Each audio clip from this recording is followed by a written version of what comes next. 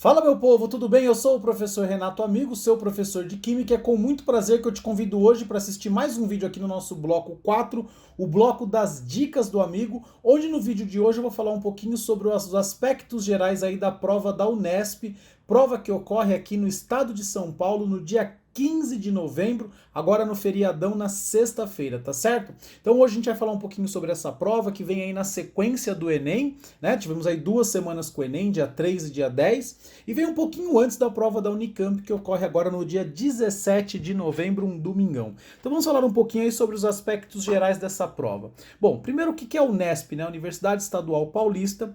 Quem organiza o vestibular é a VUNESP, que é a Fundação para o Vestibular da Unesp. Você que presta provas de medicina aí deve conhecer muito bem as provas da VUNESP, né? Afinal de contas, ela organiza aí a grande maioria dos vestibulares de medicina, tá certo? As inscrições para a Unesp foram do dia 9 de setembro até o dia 7 de outubro, e as provas da primeira fase ocorrem agora, na sexta-feira, dia 15 de novembro, feriadão aqui, né, no nosso país. E na segunda fase, as provas de segunda fase ocorrem nos dias 15 e 16 de dezembro, isso mesmo, ocorrem ainda nesse ano, e o resultado final aí do vestibular sai no dia 3 de fevereiro de 2020. Bom, na primeira fase você vai ter 90 questões de múltipla escolha, onde caem todas as disciplinas do ensino médio. São 30 questões de linguagem, 30 questões de ciências humanas, e aí vem uma particularidade da prova da Unesp. Ela consegue englobar na mesma área do conhecimento matemática e ciências da natureza. Ou seja, para você que tem um pouco de dificuldade em matemática, a prova da Unesp deveria ser uma prova mais tranquila, porque estatisticamente aí tem menos questões de matemática. Então, recapitulando, 30 questões de linguagem, 30 questões de humanidades e 30 questões envolvendo ciências da natureza e matemática. A duração da prova é de 4 horas e meia, ou seja, os tradicionais 270 minutos para 90 questões, que dá aquela conta mágica que a gente fala muito para vocês alunos, para vocês alunas, que são os famosos 3 minutos por questão. Aqui na Unesp tem uma diferença. A abertura dos portões é às 13 horas. Diferente do Enem, que o portão abria ao meio-dia, o portão na Unesp abre às 13 horas e a prova começa só às 14 horas. Então acaba sendo um pouco mais tranquilo para você poder almoçar um pouquinho mais tarde, tal, aquele almoço leve, que você já sabe como é, porque você já fez 2 semanas de Enem, né? Então aquele almocinho leve para você não passar mal na prova, porém, ele pode acontecer aí um pouquinho mais tarde, tá certo? Bom, as provas de segunda fase, né, elas ocorrem em 2 dias. No primeiro dia nós temos 24 questões dissertativas, sendo 12 de ciências humanas e 12 de ciências da natureza e matemática. De novo, a Unesp mantém a ideia de juntar numa mesma área ciência da natureza e matemática. No segundo dia você vai responder 12 questões de linguagem e uma redação. A redação é uma dissertação em prosa. Então, essa é a ideia aí da primeira e segunda fase da Unesp. Bom, aqui tem, só para você ter uma ideia da quantidade de campos que a Unesp tem. Então aqui eu peguei alguns cursos da área de ciências biológicas. Então quando você foi lá fazer sua inscrição, você viu aqui, ó, seleção universal, sistema de cotas e a reserva de vagas para quem se declarar preto, pardo ou indígena.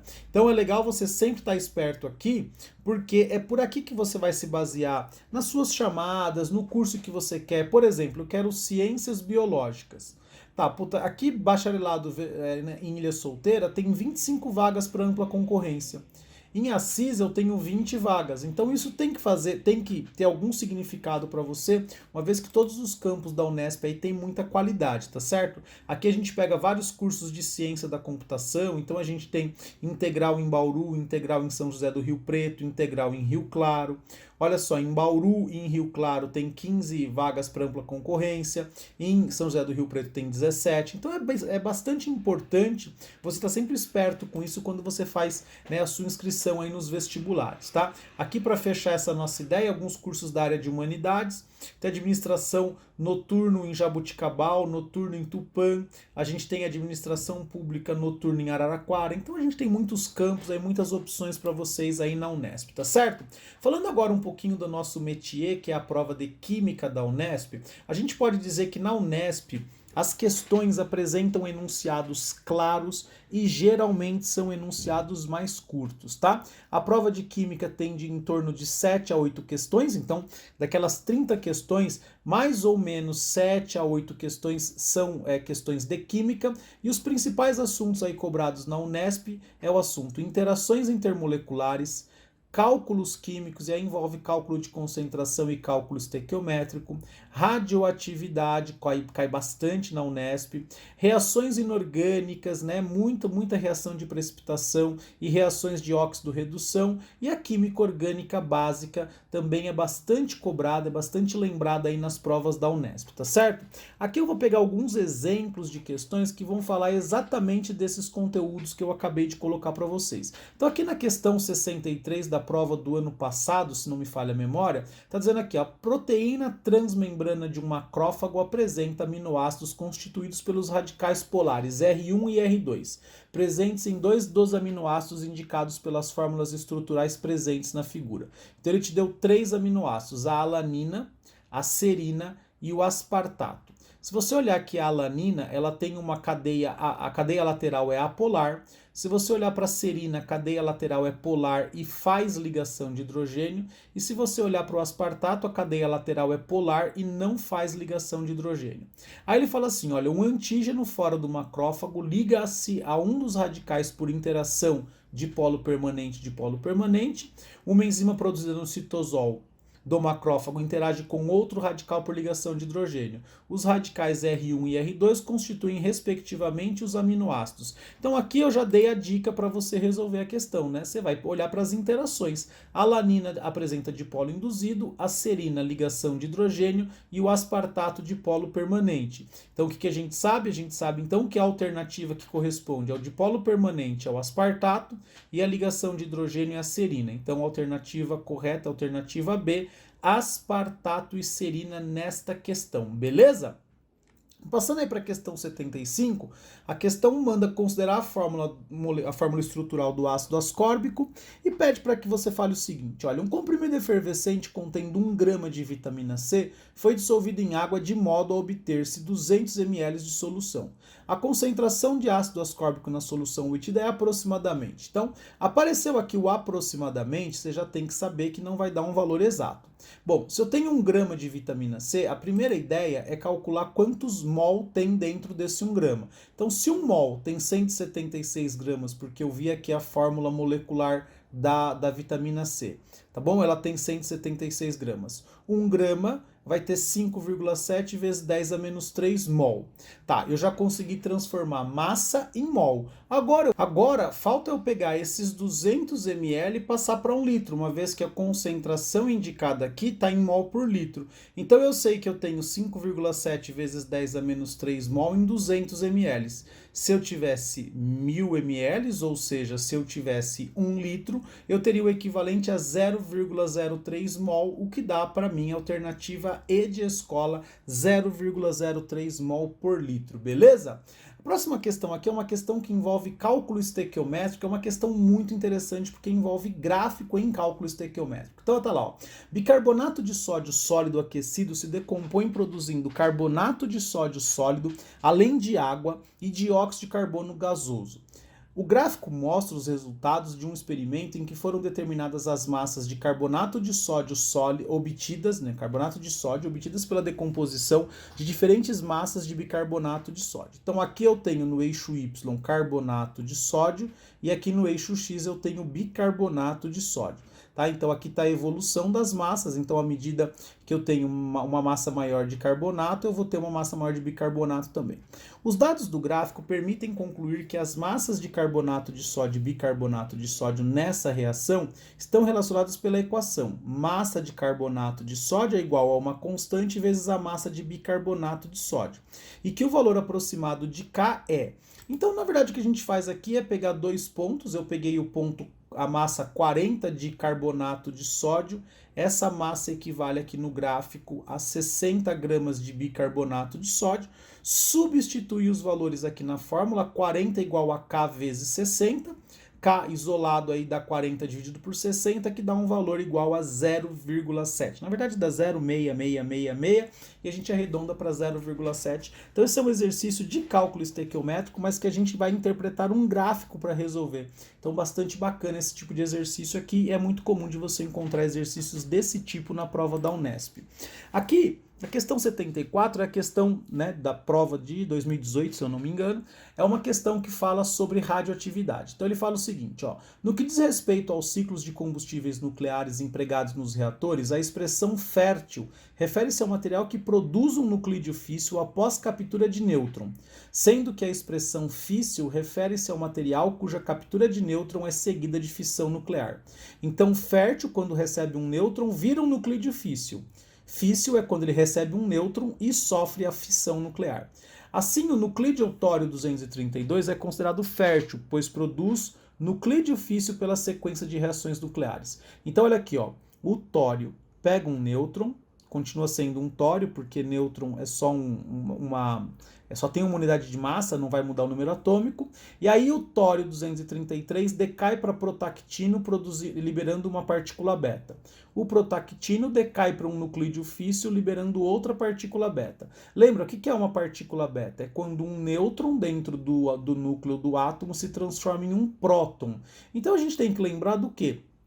Dos números atômicos. Se o tório tem número atômico 90, o protactino, como do tório para o protactino, um nêutron virou um próton dentro do núcleo, então a gente tem um número atômico um pouco maior, uma unidade maior no protactino. Então a gente agora tem o número atômico 91. Esse protactino vira um nuclídeo físsil. Qual é o nuclídeo físsil? Urânio 92. E aí a ideia agora é saber o número de massa. Olha só. Quando um átomo emite uma partícula beta, a massa dele não varia. Ou seja, esse nuclídeo físsil é um isóbaro do protactino, eles têm o mesmo número de massa, então aqui só pode ser a alternativa D de dado, beleza? A questão de número 68 é uma questão que vai falar de reações inorgânicas. Ele fala o seguinte, ó, o quadro fornece indicações sobre a solubilidade de alguns compostos iônicos inorgânicos em água a 20 graus Celsius. Aqui eu tenho nitrato de sódio solúvel, nitrato de cobre solúvel, nitrato de prata solúvel. Todo nitrato é solúvel, lembra das regrinhas lá das tabelinhas. E aí sempre eu falo para os meus alunos presenciais ou para os meus alunos virtuais. Você não precisa decorar a tabela, mas é importante que você lembre de alguns aspectos. Por exemplo, lembrar que cloreto de prata é pouco solúvel. Olha a informação aqui, ó, cloreto de prata pouco solúvel. Cloreto de sódio, cloreto de cobre, solúvel. E o hidróxido só é solúvel de sódio porque os hidróxidos só são solúveis da família 1A e do amônio. Em um laboratório, uma solução aquosa obtida a partir da reação de uma liga metálica com ácido nítrico contém nitrato de cobre e nitrato de prata, ou seja, cobre e prata solúvel. Dessa solução, pretende-se remover por precipitação íons prata e íons cobre 2 separadamente. Para tanto, pode-se adicionar à mistura uma solução aquosa D. Então, se eu quero remover separadamente, se eu adicionar algum hidróxido, eu vou remover os dois cátions, tanto de cobre como de prata. Então, não é útil começar com hidróxido. Eu vou começar adicionando cloreto de alguma coisa. O cloreto de alguma coisa vai precipitar a prata. Então, no item A, ele manda usar nitrato de sódio, no item B, cloreto de sódio, show de bola. No item C, hidróxido de sódio, não é legal. No item D, hidróxido de sódio, não é legal. E no item E, cloreto de sódio. Então, só por essa ideia, eu já eliminei duas alternativas. E aí a gente sabe que o cloreto de sódio remove a prata, e se eu tirei a prata da jogada, a prata foi embora, o hidróxido de sódio pode remover o cobre. Então se adiciona cloreto de sódio, remove a prata e filtra a mistura. A prata ficou retida no papel de filtro. O filtrado passou com quem? Com cobre 2. Aí você adiciona uma solução de hidróxido de sódio, precipita o cobre 2 e foi muito feliz e assinalou a alternativa correta, a alternativa B de bola, beleza? E a nossa última questão aqui nessa nossa análise da prova da Unesp, só estou mostrando o estilo de questão da Unesp para vocês. A fórmula representa a estrutura da butanona, ó, butanona. Também conhecida como metil-etilcetona. Ó, metil de um lado, etil do outro, e essa função orgânica é uma cetona. E ele é um importante solvente usado em tintas e resinas. Ele quer saber qual que é o isômero da butanona. Bom, aqui ele está dando várias funções orgânicas diferentes, então a gente tem que pensar em isomeria funcional. Aqui eu coloco os principais casos de isomeria. Um álcool pode ser isômero de um éter, um aldeído isômero de uma cetona e um ácido carboxílico isômero de um éster. Aqui eu tenho um álcool que não pode ser isômero de uma cetona, aqui eu tenho um éter, também não pode, aqui eu tenho um álcool, também não pode, e aqui eu tenho um ácido butanóico, gente, ácido butanóico tem 2 oxigênios, né, não tem a menor possibilidade. Então o que sobrou pra gente? Apenas o butanal. Só para você ter uma ideia, é só você tirar essa carbonila daqui e colocar em uma das duas pontas, ou nessa ponta aqui, você já tem o butanal, que é um isômero do aldeído, da butanona, aldeído é isômero de cetona. Beleza? Tranquilo? Bom, gente, por aqui eu me despeço de vocês. Agradeço muito pela atenção de ter assistido essa nossa aula com aspectos gerais da prova da Unesp 2020. Se você ainda não é inscrito no canal, por favor, inscreva-se. Se você já é inscrito, por favor, gostou da aula? Dê uma curtida nessa aula. Se essa aula foi legal para você, pode ser legal para uma outra pessoa. Então, por favor, compartilhe esse vídeo nas suas redes sociais. Se você tem alguma dúvida, sugestão, crítica ou elogio, pode deixar um comentário aqui no YouTube ou manda um e-mail para mim aqui no quimicadoamigo@gmail.com. quimicadoamigo@gmail.com. É sempre um prazer receber e responder as suas dúvidas. E se você quer mais vídeos de revisão, é só deixar aqui nos comentários que, à medida do possível, eu vou tentando gravar vídeo para todas as grandes provas vestibulares desse final de ano, beleza? Por aqui eu me despeço de vocês e digo beijo, tchau!